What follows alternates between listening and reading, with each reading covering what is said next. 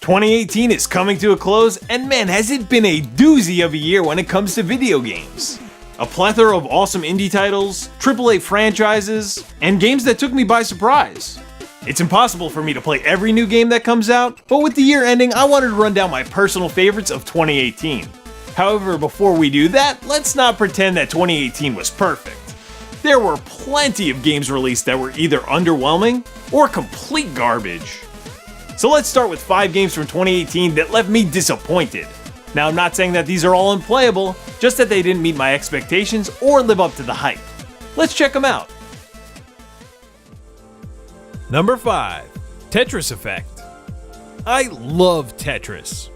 There are plenty of different versions out there, each offering something different to the tried and true formula, and everyone has their personal favorite.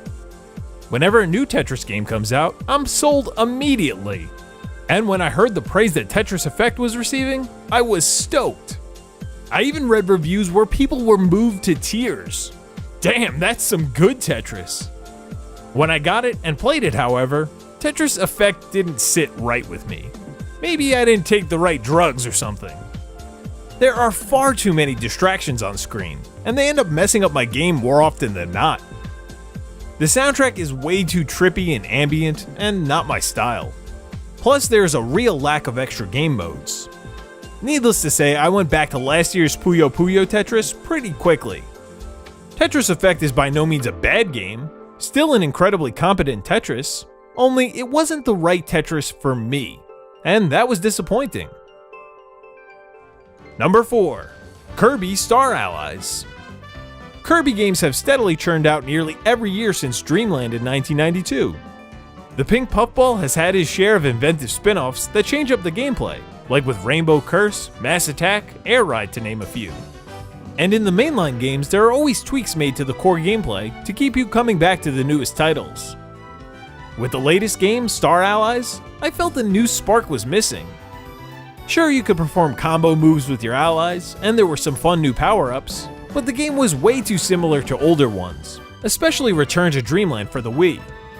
I lost interest with the game pretty quickly, and only managed to power through the main story. Even the mini-games weren't up to snuff compared to older titles. Again, this is not a bad game, it merely didn't live up to the quality I had hoped from such a stellar franchise. Number 3. Shaq Fu 2. My god, how many times must I bring this damn game up? Okay, this is the last time, I swear. Y'all know why it disappointed me. This was a chance to redeem the Big Diesel Shaq after the shame of the original game. Nope, they released a repetitive, bland beat-em-up. And it wasn't even 2 players.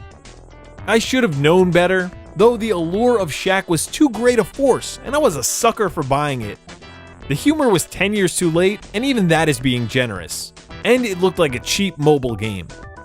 The whole thing only took a few hours to beat, and they had the audacity to charge $40 for the Switch version.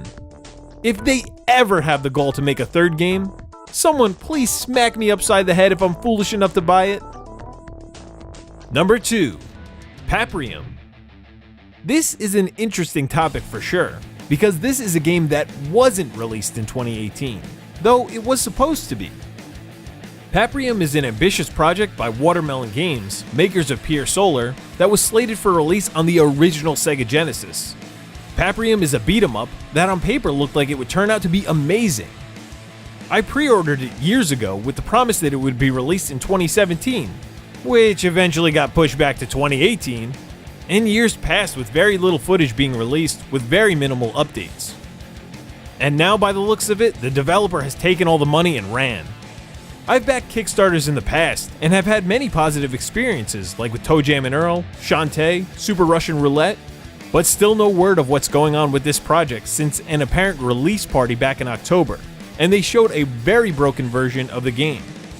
I have zero hopes that this game will ever be released, and that just flat out sucks. Number 1. The PlayStation Classic. Easily my biggest gaming regret of 2018. I was a huge fan of the PS1, and I chose that console over the Saturn and the N64 when it was released.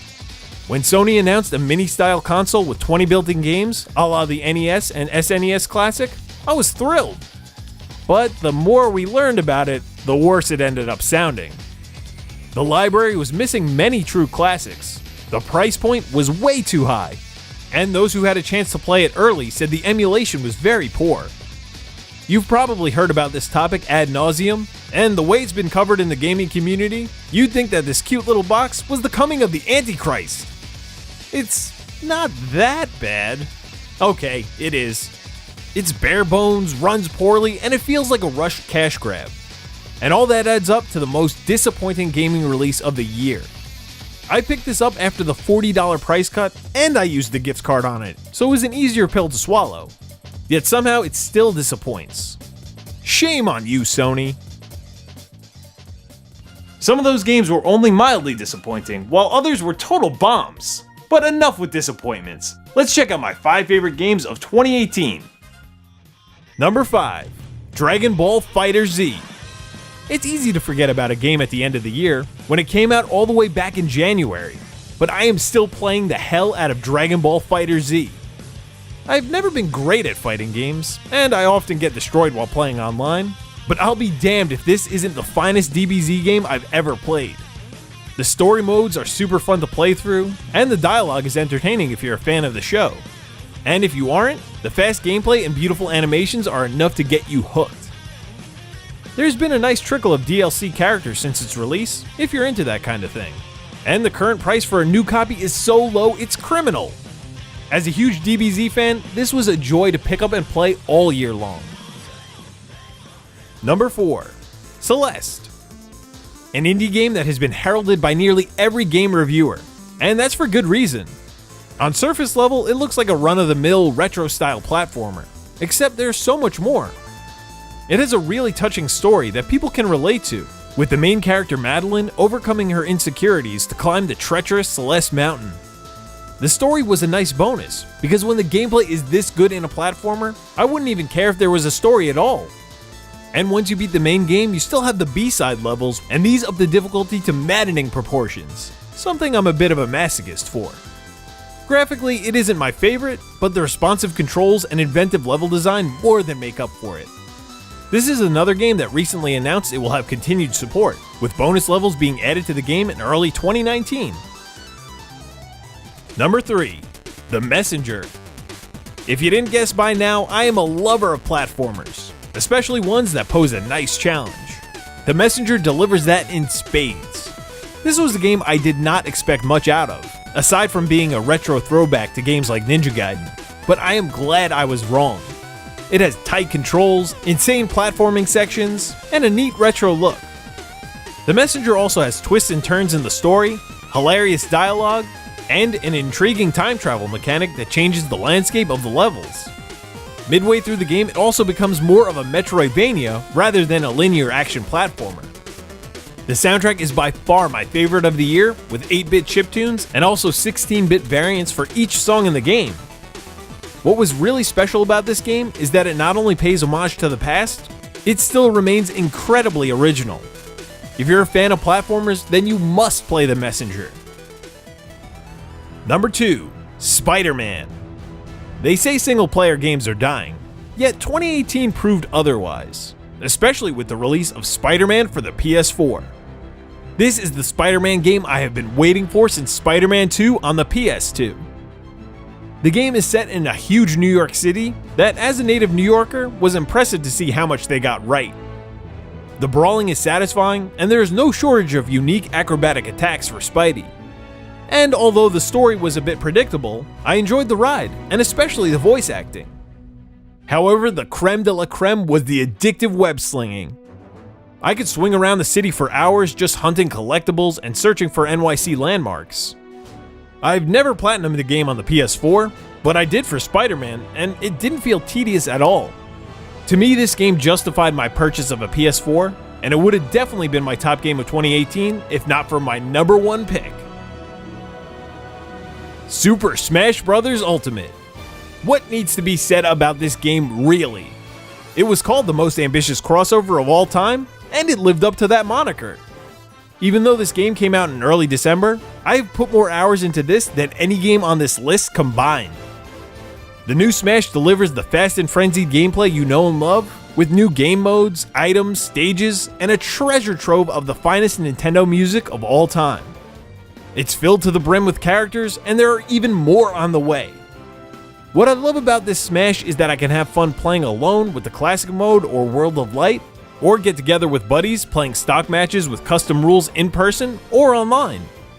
I honestly don't know how Smash can get any better.